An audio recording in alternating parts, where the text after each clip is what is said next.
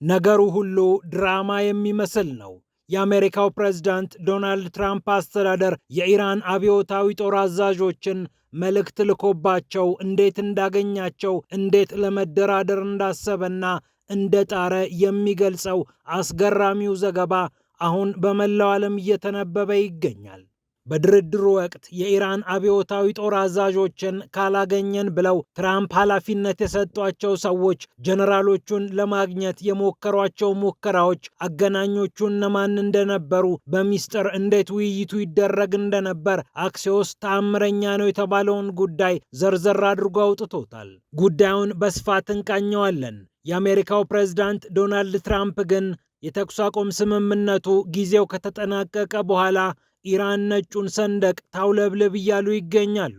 ነጩን ባንዲራ ታውለብልብ ተሸንፋለች ያሏት ኢራን ግን አሁንም አሜሪካን እየተጋፋው እቀጥላለሁ ባይነች። 60 ቀናት የደፈነው የተኩስ አቁም ስምምነት አሁን ከእንግዲህ በኋላ አለ ተብሎ አይጠበቅም። ኢራንም ከአሜሪካ የሚመጣውን ጥቃት እጠብቃለሁ፣ አስተናግዳለሁ እያለች ትገኛለች። ይህ እንደተጠበቀ ሆኖ ሆርሙዝ ተዘጋ ቢባልም በሚስጥር መርከቦቹ እያለፉ ነዳጁም ተጭኖ እየተጓዘ ነው ተብሏል። ጉዳዩ መነጋገሪያ ሆኗል። በሚሊዮን በሚቆጠሩ በርሜሎች የተሞሉት ነዳጆች ሆርሙዝን እያለፉ ናቸው። እንዴት የሚለው ጥያቄም መነጋገሪያ ሆኗል። እንመለከተዋለን። ይህ እንዳለ ሆኖ ቻይናና ሩሲያ ተጣምረው የከፈቱት አዲስ መስመር የቀይ ባህርን ወሳኝነት ጉድ አፍልተውበታል። ግብፅን ያስደነገጠው ይህ እርምጃ ቻይና ወሳኙን እርምጃ እንድትራመድም አድርጓታል። መርከቦቹ ዕቃቸውን ሸክፈው ከቻይና ወደ አውሮፓ እስከ ዛሬ ተኪዶበት በማያውቀው መንገድ እየሄዱ ነው ተብሏል። ይህንንም ይዘናል። ፒያሳ ኔትወርክን ስትከታተሉ ሁሉንም በጥልቀት ታገኛላችሁ። ፒያሳ ኔትወርክን ሰብስክራይብ፣ ላይክ እና ሼር በማድረግ የፈጣን የተአማኒና የጥልቅ ዘገባዎች ቤተሰቡን ስንል በአክብሮት እንጋብዛለን። ብስራት ከፈለኝ ነኝ። አሁን ወደ ጉዳዮቻችን አለፍን።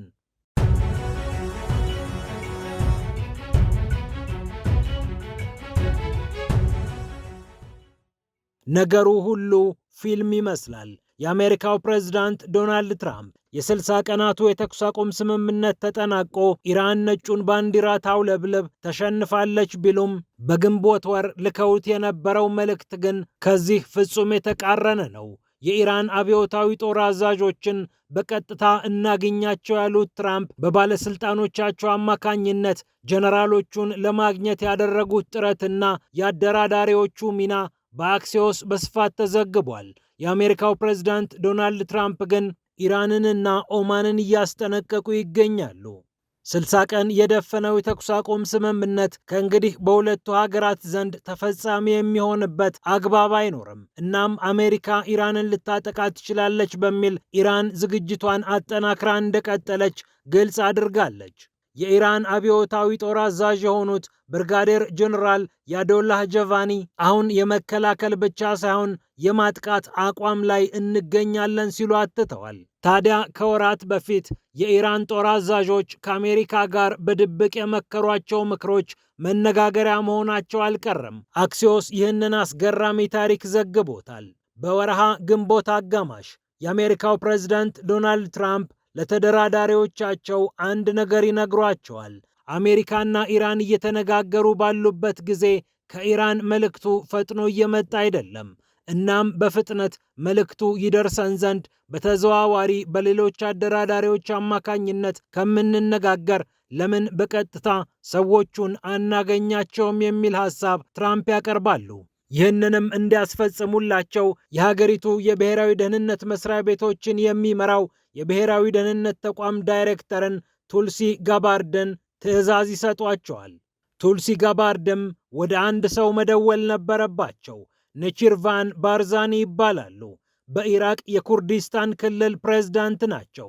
እኒህ ሰው በአሜሪካም በኢራንም የሚከበሩና የሚደነቁ ሰው ናቸው። ለኢራን አብዮታዊ ጦር አዛዦችም ለአሜሪካው ፕሬዝዳንት ዶናልድ ትራምፕ አስተዳደር ባለስልጣናትም እኩል ቦታ ያላቸው ባርዛኒ ጥያቄው ይቀርብላቸዋል። የኢራን አብዮታዊ ጦር አዛዦችን በቀጥታ ማግኘት እንፈልጋለን ይላል ከቱልሲ ጋባርድ የተጠየቀው ጥያቄ። የ40 ቀናቱ ፍልሚያ ተጠናቆ በሚያዝያ ወር የተኩስ አቁም ስምምነት ሁለቱ ሀገራት ቢፈራረሙም የመጨረሻውን ምዕራፍ ለመዝጋት አሜሪካ ከኢራን የሚመጣው ምላሽ እጅግ ዘግይቶባታል። አያቶላ አሊ ኻሜኒ ከተገደሉ በኋላ የተተኩት ሞጅተባ ኻሜኒም በጤንነታቸው ስለማይገኙ መልእክቶቹ እየዘገዩ ይገኛሉ። የኢራን አብዮታዊ ጦር ደግሞ አሁን የሀገሪቱን ጉዳይ በተመለከተ አድራጊ ፈጣሪ ነው የሚል ድምዳሜ በዋይት ሃውስ ተደርሷል። የውጭ ጉዳይ ሚኒስትሩ አባስ አራግቺ እና የፓርላማ አፈ ጉባኤው መሐመድ ባግር ጋሊባፍ ቁልፍ ተደራዳሪ ቢሆኑም የመጨረሻውን ውሳኔ ግን የሚሰጡ አለመሆናቸውን ዋሽንግተን ተረድቷል። ለዚህም ነው ቱልሲ ጋባርድ ወደ ባርዛኒ መደወል የነበረባቸው። በኢራንና ኢራቅ ጦርነት ወቅት ባርዛኒ በኢራን ረጅም ጊዜ አሳልፈዋል። በቴህራን ዩኒቨርሲቲም አጥንተዋል። የፋርስ ቋንቋ ሲናገሩ ከባለቤቶቹ ቢበልጡ ነው እንጂ አያንሱም የሚባልላቸው ባርዛኒ የኢራን አብዮታዊ ጦር አዛዦችን በሚገባ ያውቋቸዋል። እናም ባርዛኒ ከጋባርድ የተጠየቁትን ጥያቄ መሰረት አድርገው ወደ ኢራን ወታደራዊ አዛዦች ይደውላሉ። አሜሪካ ደግሞ ስም ጠርታ አህመድ ቫሂዲን እፈልጋቸዋለሁ ብላለች። እኒህ የኢራን ወታደራዊ አዛዥ በአብዮታዊ ሰራዊት ውስጥ ቁልፍ ሚና ያላቸው የሚሰሙ እንደሆኑ ነው አሜሪካ የምታውቀው። ቫሂዲን ላግኛቸው ብለው ባርዛኒ ስልካቸውን ወደ ኢራን ይመታሉ።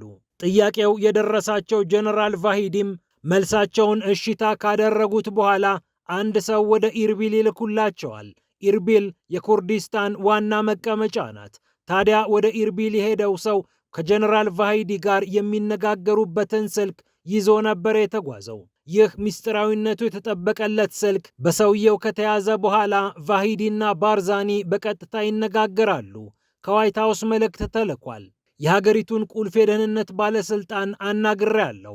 ሴትየዋ እኔን የጠየቁኝ ደግሞ የአሜሪካው ፕሬዝዳንት ዶናልድ ትራምፕ እና ምክትላቸው ጄዲ ቫንስ አዘዋቸው ነው። ሊያነጋግሮት ይፈልጋሉ ሲሉ ባርዛኒ ጥሪ ያቀረቡ።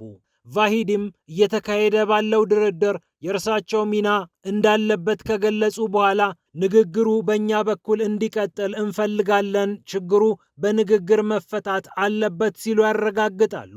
ኋላ ላይ የአሜሪካ ባለስልጣናት በኢርቢል ከቫሂዲ ጋር በቀጥታ ለመገናኘት ያሰቡት ሐሳብ ግን ሳይሳካ ቀርቷል። ምክንያቱም ጀነራል ቫሂዲ እስራኤሎች ይህንን ጉዳይ መረጃው ደርሷቸው ሊያጠቁን ይችላሉ፣ ለደህንነታችን ስለምንሰጋ ወደ ኢርቢል አንጓዝም፣ በተለይ በኢርቢል የሞሳድ ወኪሎች ብዙ ናቸው ሲሉ የቫሂዲ ሰዎች መገናኘትን ለጊዜው ምርጫቸው እንደማያደርጉ አሳወቁ። ሆኖም ከአሜሪካ ጋር በየትኛውም ጊዜ መነጋገሩ ክፋት እንደሌለው ተናገሩ።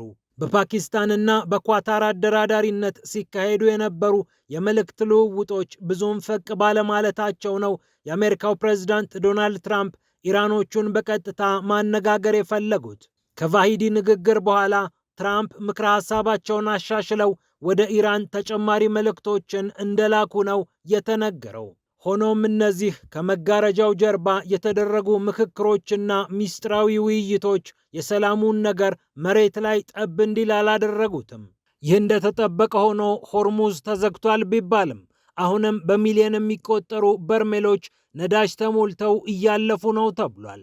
በርካታ የንግድና የፖለቲካ ጉዳይ ተንታኞች በሆርሙዝ በቀን ከ4 ሚሊዮን በላይ በርሜል ነዳጅ የሚተላለፍበት እድል የለም ቢሉም ከ9 ሚሊዮን በርሜል ነዳጅ በላይ በአካባቢው እያለፈ እንደሚገኝ ብሉምበርግ ዘግቧል። የተባበሩት አረብ ኤምሬትስ፣ ኢራቅ፣ ኳታር፣ ኩዌት እና አሁን ደግሞ ሳውዲ አረቢያ የሆርሙዝን ሰርጥ እየተጠቀሙበት ይገኛሉ ተብሏል። 16 ግዙፍ ነዳጅ ጫኝ መርከቦችን በአካባቢው ታሰማራለች የተባለችው ሳውዲ አረቢያ በበኩሏ ከ38 ሚሊዮን በርሜል ነዳጅ በላይ እንደምታሳልፍ እየተጠበቀ ይገኛል። ሀገራቱ መርከቦቻቸው የመገናኛ መሳሪያዎቻቸውን ወይም ትራንስፖንደሮቻቸውን በማጥፋት ነው ነዳጁን እያሻገሩ የሚገኙት።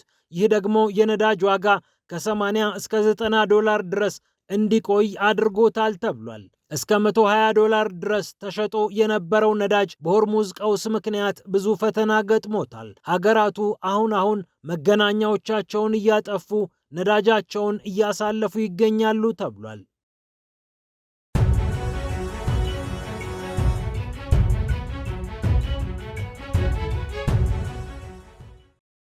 በመጨረሻም ቻይናና ሩሲያ ተጣምረው የመርከቡን አዲስ ጉዞ ይፋ አድርገውታል። ቻይና ፖላር ሲልክ ሮድ እየተባለ የሚጠራውን አዲሱን መስመሯን በይፋ ጀምረዋለች ነው የተባለው።